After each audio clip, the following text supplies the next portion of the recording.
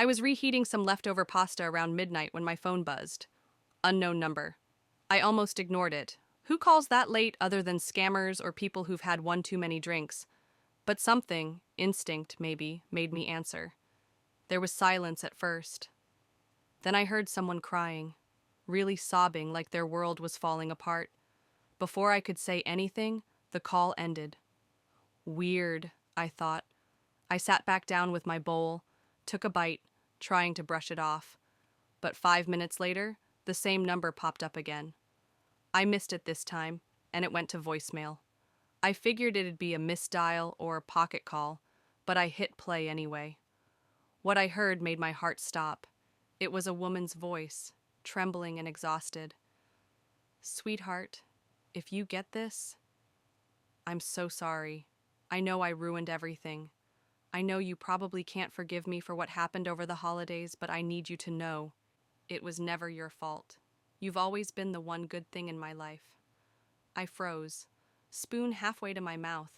In the background, I could hear cars rushing by. Then she said, I can't do this anymore. I'm sorry this is how you're going to find out. I love you. Then the line went dead. I just sat there, stunned. My mom was upstairs, asleep.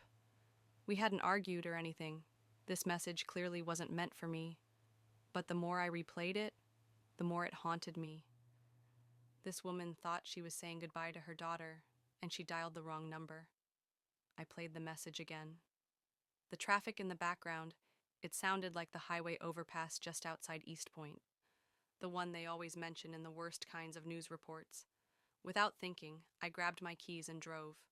I didn't have a plan. I just knew I couldn't do nothing. It was about 12:15 when I pulled up. The streetlights buzzed faintly overhead. On the shoulder, I saw a car with hazard lights blinking. A woman was sitting on the edge of the bridge, facing the drop, her phone clutched in her lap. I got out slowly and approached, careful not to startle her. Excuse me, I said gently. Did you try calling someone a few minutes ago? I think you might have dialed the wrong number. She turned toward me, her face swollen with tears, disoriented. What? I held up my phone and played the voicemail. As soon as she heard her own voice, she gasped and covered her mouth. I was trying to call my daughter, Elena, she said through the tears. We had this awful fight a few months ago. She cut me off. I wanted to hear her voice one more time. I sat beside her. What if I told you maybe Elena wants to hear from you too? Maybe she just doesn't know how. She looked at me like I had said something she'd never considered. We sat there for nearly an hour.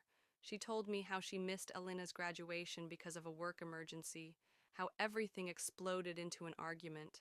Neither one called the other. Stubborn pride on both sides. Finally, I said, try the right number. Even if she doesn't answer, at least you tried. She nodded, hands shaking. It was close to 1 a.m. when she dialed. Second ring, Elena picked up. I heard both of them start crying at once. Mom, I've been wanting to call you. I'm so sorry. I thought you didn't want to talk to me. I was ashamed. I never stopped loving you. They stayed on the phone for 20 minutes, right there on the overpass. They apologized, shared memories, laughed through tears. You could feel the rift starting to mend, one word at a time. When she finally hung up, she turned to me and took my hands. You saved my life tonight, she said. If you hadn't answered, if you hadn't come. She didn't even need to finish the sentence. We exchanged numbers before she left. She told me she was going to book a flight first thing in the morning.